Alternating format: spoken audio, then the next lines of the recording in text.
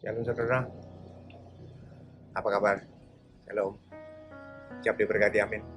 Saya masih di Surabaya dan saya percaya dimanapun kita berada, Tuhan selalu menyertai kita. Hari ini kita kembali siap diberkati. Buka firman Tuhan bersama dengan saya. Firman-Nya terambil dari Yeremia 1 ayat 4 sampai dengan 8. Yeremia 1 ayat 4 sampai dengan 8. Saya tunggu sampai saudara menemukan ayat tersebut. Yeremia 1 ayat 4 sampai dengan 8. Firman-Nya. Firman Tuhan datang kepadaku bunyinya. Sebelum aku membentuk engkau dalam rahim ibumu, aku telah mengenal engkau. Dan sebelum engkau keluar dari kandungan, aku telah mengutuskan engkau. Aku telah menetapkan engkau menjadi nabi bagi bangsa-bangsa. Maka aku menjawab, Tuhan Allah, sesungguhnya aku tidak pandai berbicara, sebab aku ini masih muda. Tapi Tuhan berfirman kepadaku, janganlah katakan aku ini masih muda, tetapi kepada siapapun engkau kuutus haruslah engkau pergi, dan apapun yang kuperintahkan kepadamu haruslah kau sampaikan. Janganlah takut kepada mereka, sebab aku menyertai engkau untuk melepaskan engkau. Demikianlah firman Tuhan. Amin. Saudara, perhatikan ayat kelima. Sebab sebelum aku membentuk engkau dalam rahimmu, aku telah mengenal engkau, roh. Dan sebelum engkau keluar dari kandungan, aku telah menguduskan engkau, aku telah menetapkan engkau menjadi nabi bagi bangsa-bangsa. Daging. Apa yang disebut dengan roh, apa yang disebut dengan daging.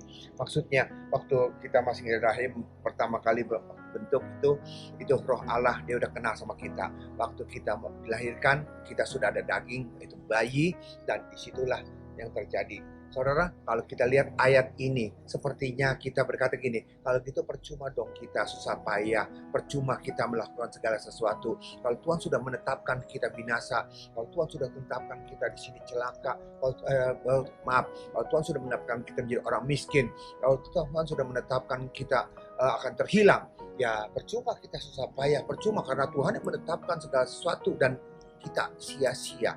Saudara, bukan seperti itu maksudnya. Maksudnya begini, kita terdiri dari tubuh, jiwa, dan roh. Tubuh ini adalah kendaraan. Di dalam kendaraan ini ada jiwa, pikiran, perasaan, dan kehendak. Yang tadi kan saya bilang, daging. Dan satu lagi adalah roh. Itu yang terjadi. Waktu roh Allah ada menyertai kita dan kendaraan ini yang terdiri dari daging, Tuhan tahu sifat karakternya seperti apa. Jadi dia sudah tahu roh yang ada yang mendiami daging ini, karakter daripada daging ini, ya.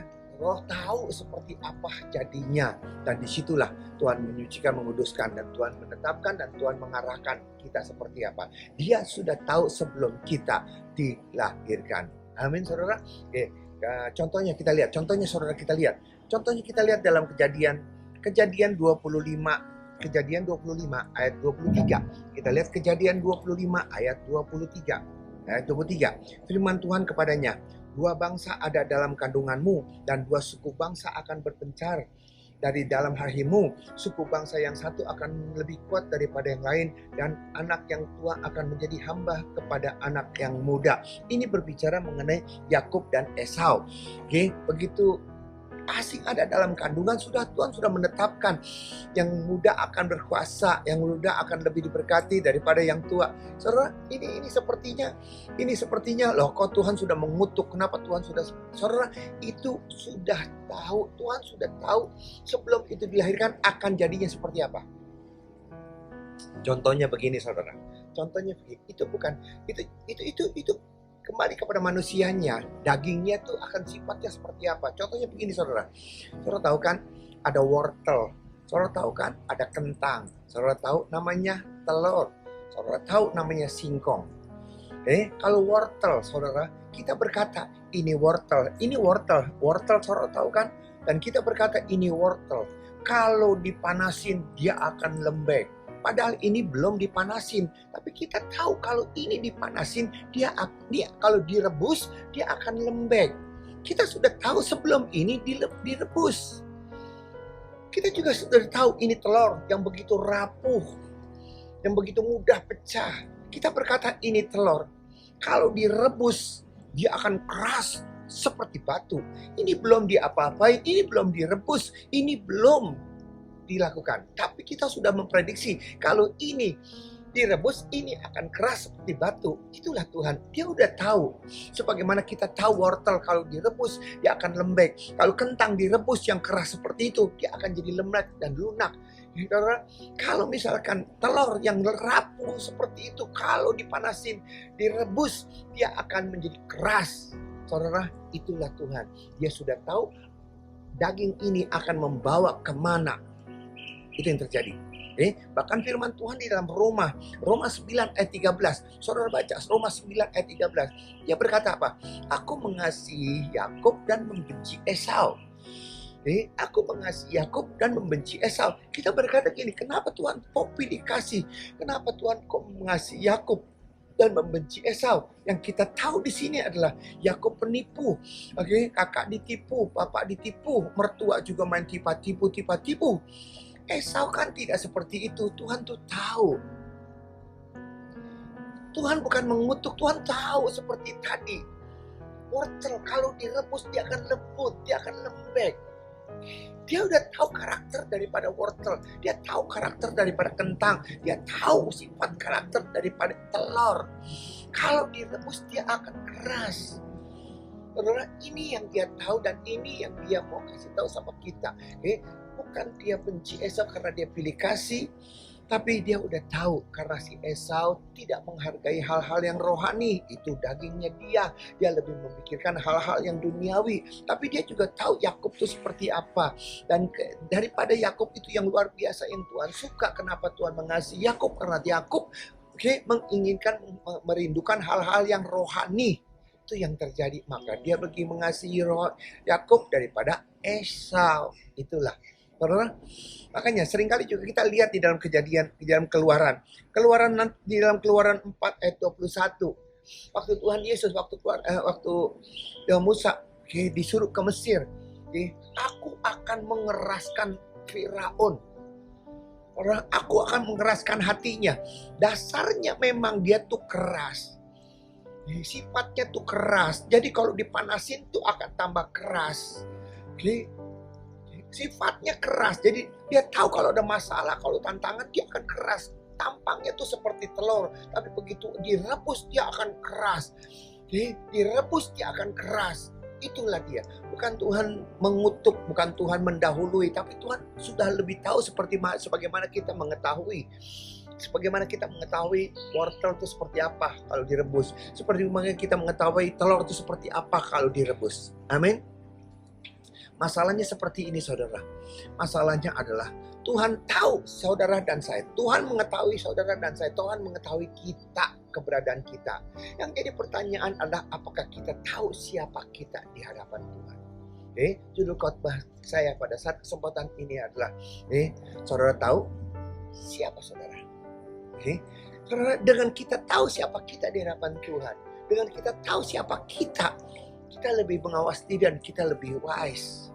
Contohnya saudara, berapa banyak kita yang tidak sadar siapa kita. Itu yang terjadi. Kita lihat sekarang firman Tuhan. Lukas 22. Lukas 22 ayat 31. Lukas 22 ayat 3. Simon, Simon, lihat, iblis telah menuntut untuk menampik kamu seperti gandum. Simon, Simon, iblis telah menuntut kau seperti gandum, kau mau ditampi oleh iblis. Simon berkata apa? Dia tidak sadar, dia tidak tahu siapa dia. Dia berpikir dia hebat, dia berpikir dia kuat, dia hebat, tidak penakut, dia berani. Kan firman dia berkata, tapi aku telah berdoa untuk engkau supaya imanmu jangan gugur dan jikalau engkau sudah insaf, kuatkanlah saudara-saudaramu. Apa jawab si Petrus? Simon Petrus berkata gini, Tuhan, aku bersedia untuk masuk penjara dan mati bersama-sama dengan engkau. Lihat, dia tidak sadar siapa dia di hadapan Tuhan. Tuhan tidak mengutuk dia. Tapi dia berkata, Simon tidak menuntut, iblis menuntut untuk menampik kamu, tapi dia berkata, mati penjara. Siap Tuhan. Apa jawab Tuhan? Aku berkata kepadamu, Petrus, hari ini ayam tidak akan berkokok seluruh engkau 3 kali menyangkal bahwa engkau mengenal aku. Ini yang terjadi. Begitu Petrus dikasih tahu ke depan itu seperti apa. Iblis nanti menuntut kamu gitu loh. Dia berkata, tidak, penjara, mati, aku siap menderita. Itu yang dia lakukan. Berapa banyak kita yang tidak sadar siapa kita. Kita merasa kita kuat, kita merasa kita mampu. Kini sesudah ada persoalan masalah baru kita sadar siapa kita di hadapan Tuhan. Saudara, ini yang luar biasa. Dan kalau hal ini terjadi, ingat firman Tuhan berkata apa? Tuhan berkata, Yesus berkata, Simon, Simon, lihat iblis telah menuntut untuk menampi kamu seperti gandum. Iblis telah menuntut kamu seperti gandum. Kita berkata gini, Tuhan, kalau Tuhan tahu iblis mau menuntut untuk menampi Tuhan, kenapa Tuhan tidak lindungi? Kenapa Tuhan tidak jaga? Kenapa Tuhan tidak usir? Tengking setannya Tuhan, tengking iblisnya Tuhan. Maaf, Tuhan tidak punya otoritas di sini kuasa karena kita yang buka celah. Sekali lagi saya berkata, Tuhan memberitahukan kepada kita, iblis telah menuntut untuk menampi. Kita berkata gini, kalau iblis menuntut menampi, Tuhan kenapa kau tidak bela aku Tuhan? Kenapa kau tidak tolong aku Tuhan? Usir iblisnya Tuhan, enyahkan dia Tuhan, supaya aku tidak dituntut Tuhan, aku tidak ditampi sama dia. Saudara, maaf, Tuhan tidak bisa masuk ke sana. Kenapa? Karena kita sendiri yang buka celah. Petrus merasa sombong, merasa angkuh dan merasa mampu dan merasa kuat. Di penjara Tuhan, menderita, mati, siap Tuhan. Nah, iblis berkata, Tuhan, tuh. Petrus dikasih tahu, dia berkata dia kuat, dia mampu, dia sanggup, dia berani Tuhan. Uji Tuhan, uji dia Tuhan. Disitulah, makanya saudara, bukan tangan Tuhan kurang panjang, bukan pendengaran kurang tajam. Kita membuat celah sehingga iblis bisa mendakwah kita. Kalau dalam keadaan seperti ini, ingat satu hal, bukan iblis lawan kita, tapi Tuhan yang jadi lawan kita. Karena apa? Karena Petrus berkata dia kuat, dia sanggup. Dan iblis mendakwa dan berkata, Tuhan, dia sanggup loh, dia mampu loh Tuhan, uji dia Tuhan. Maka Tuhan berkata, kamu jangan sok kuat ya. Hari ini sebelum ayam berkokok, sebelum ayam tidak akan berkokok sebelum kau menyangkal aku 3 kali. Oh, dia merasa dia mampu, itu tidak mungkin, punya orang lain boleh, tapi dia tidak. Kenyataannya saudara, kenyataannya bukan dengan pedang, bukan dengan lembing tombak, bukan dengan ancaman, hanya dengan pertanyaan dari seorang perempuan buruh budak, saudara. Hanya seorang orang yang tidak ada jabatan apa-apa. Hanya bertanya, engkau salah satu daripada mereka. Aku lihat engkau bersama mereka. Aku tidak tahu apa yang kau bicarakan. Aku tidak kenal siapa itu. Ya, itulah yang terjadi. Oleh karena itu saudara, kita tahu Tuhan itu maha tahu. Masalahnya sekarang, tahu enggak sih kita tuh siapa? Tanpa kita sadari seringkali kita tidak sadar siapa kita. Waktu Tuhan memberkati kita, waktu kita kaya, waktu kita sukses, waktu kita berhasil, waktu kita mendapatkan segala sesuatu, kita lupa karena kekuatan kita, karena kita punya modal, karena harga kita, karena tokoh kita, letak kita, strategi segala macam. Saudara, maaf, jangan sampai sikap kita seperti itu membuat bukan setan jadi musuh kita, tapi kita menempatkan Tuhan jadi musuh kita. Karena kita sombong, kita angkuh, kita merasa ini kekuatan, ini kemampuan kita. Berapa banyak, saudara, kita tidak berbicara siapa-siapa, kita tidak mendakwa saudara, saya tidak menghakimi saudara. Hamba Tuhan itu menjadi cermin, itu hamba Tuhan menjadi pelajaran buat kita. Hamba Tuhan lagi kita lihat di dalam sekarang kita. Lukas 22, ayat 3. Lukas 22 ayat 3, saudara. Lukas 22 ayat 3. Maka masuklah iblis itu ke dalam Yudas dan bernama Iskariot, seorang dari ke-12 murid itu. Iblis masuk kepada Yudas Iskariot. Kok bisa seperti itu?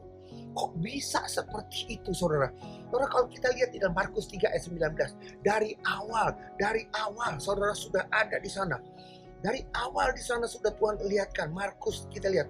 Markus 3 ayat 1. Markus 3. Saudara, kita lihat Markus 3 ayat 19.